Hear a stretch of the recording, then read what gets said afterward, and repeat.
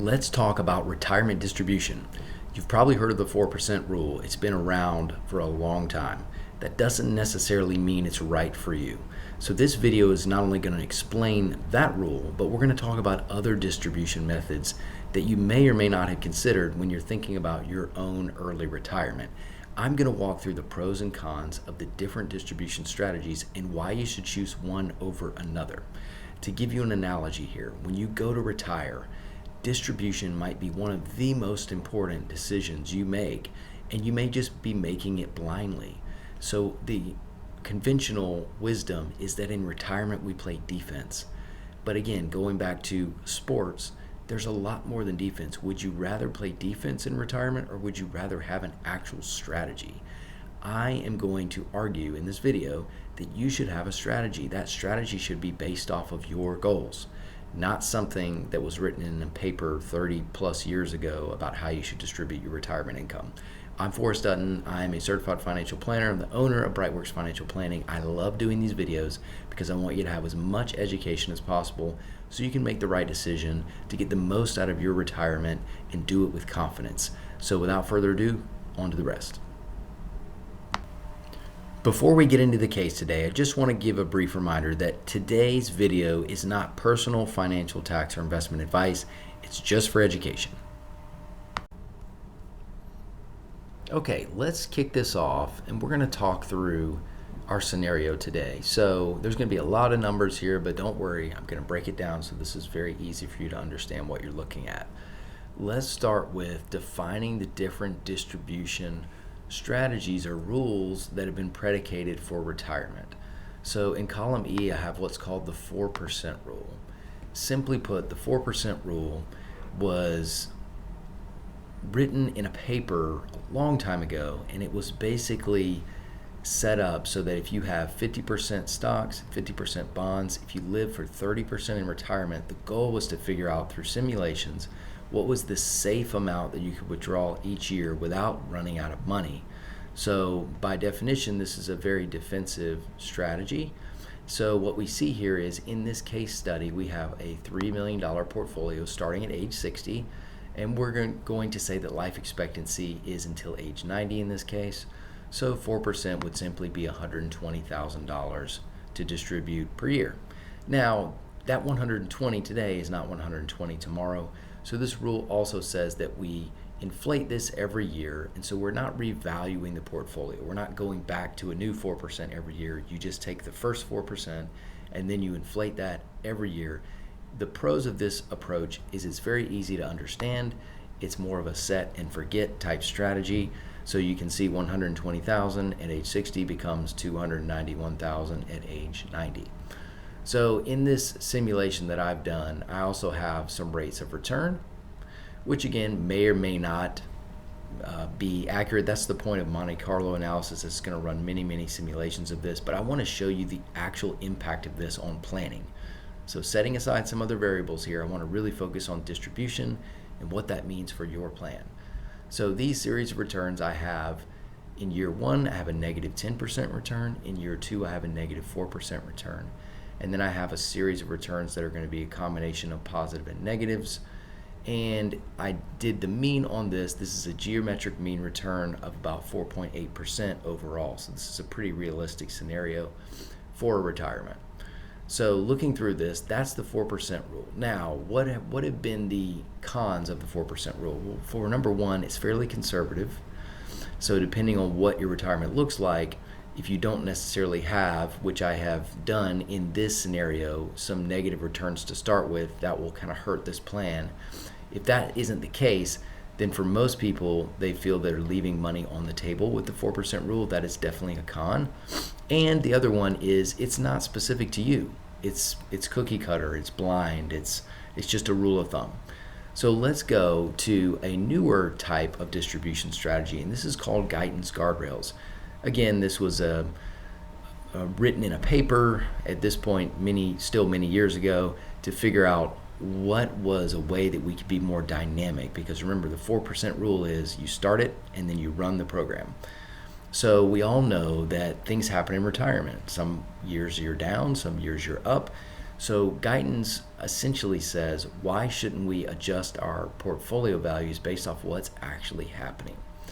So what you can see here is Guyton's, the positive here is what I have here in column F is what's called an original spending value. Notice you're going to start higher with Guyton's. That's somewhat of a pro. So instead of 4%, we're starting at 5%. So in this case, we're starting with a 5% withdrawal from that $3 million. So that means we get to start spending more earlier. That can be a positive. The other thing you need to know about Guyton's Guardrails is there are rules. So I'm going to explain to you what the different rules are.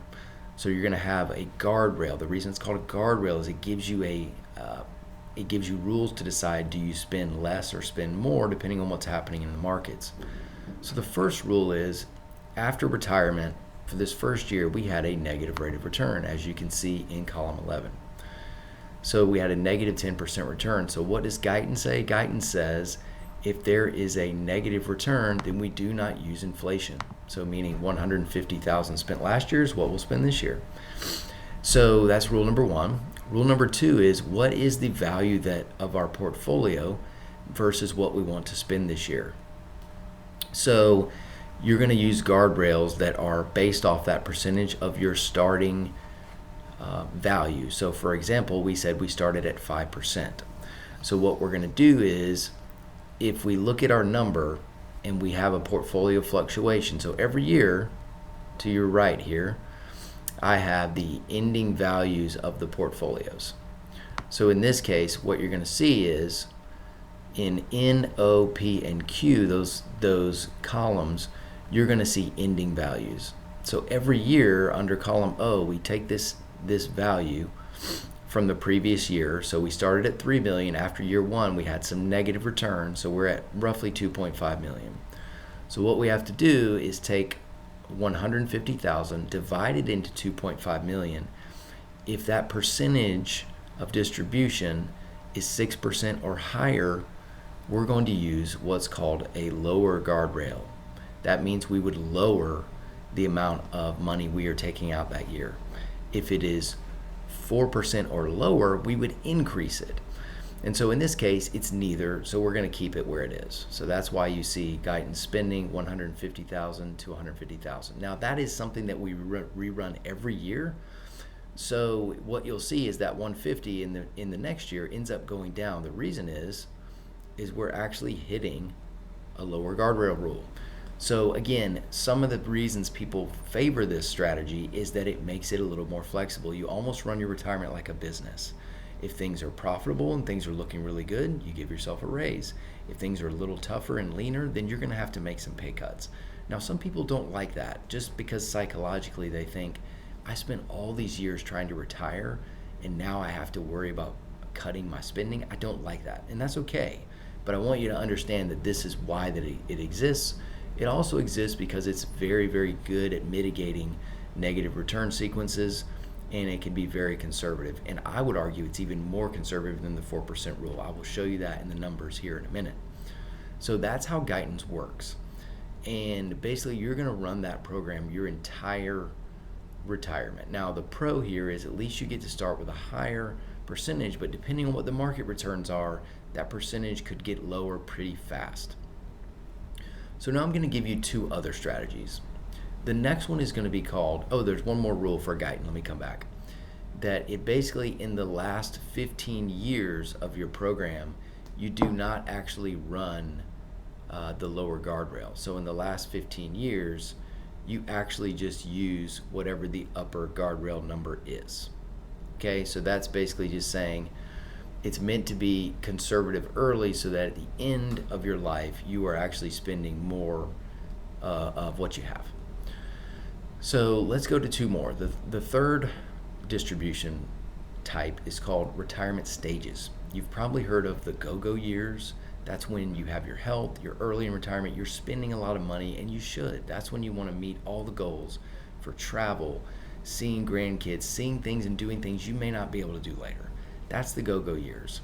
Then there's the slow-go years. You can still do some things, but you're not doing as much as you were. And then after that, it's the no-go years. So what I've basically done here is I have made this from 60 to 70 as a go-go years, 70 to 80 as the slow go years, 80 to 90 as the no go years. And I've also taken a liberty here to basically, after the go-go years, I just cut spending by 20%. Now again, you may not like this. So to show you this, in column G, basically you go from 195,000 to, once you get into your 70s, you recalibrate and you just start spending less. Now that may or may not fit your goals and your plans, and that's okay. But I at least wanted to show you the positive of this plan is we start at that 5% and we actually inflate it all the way for a decade, because we know we're going to drastically lower it after that. And then I'm also going to lower it one more time. So basically when we get to 80s, we lower it by 10%. So what I've done is I've cut it by 20 after the go-go years, and then I've cut it by 10 after the slow-go years. And what I also did is, starting at age 85, I just had no more inflation adjustments. So I'm calling that retirement stages. So again, pros of this, you get to spend a lot more earlier. Cons of this, it is somewhat blind. We're just taking arbitrary pay cuts. We don't know if those align well with your cash flow goals and income needs in retirement or not. So there are some positives to that. Now the other one that is a little bit more strategic here is called needs-based spending. So the reason I'm calling this needs-based is the first decade looks very similar to the retirement stages distribution, because we're going to start at 5% and we're still going to inflate, so we still get to spend a lot. But what this is what I put in here in this category is that we have Social Security being delayed. Now, whenever you take it, we could adjust this. The needs means this is going to fit your puzzle for your income needs. So the downside of things like Guardrails and 4% and even the stages is we're not plugging in the income that you actually have for retirement. So especially when it comes to the 4% rule or the Guyton spending rules, it's just not specific enough for your particular situation. So what I've done here is, notice we start with 5% in column K, that's 150,000 spent. And we get all the way down to this decade, and we get to go all the way down to 125. Now let's contrast that with the retirement stages. That's significantly less we're taking from our portfolio.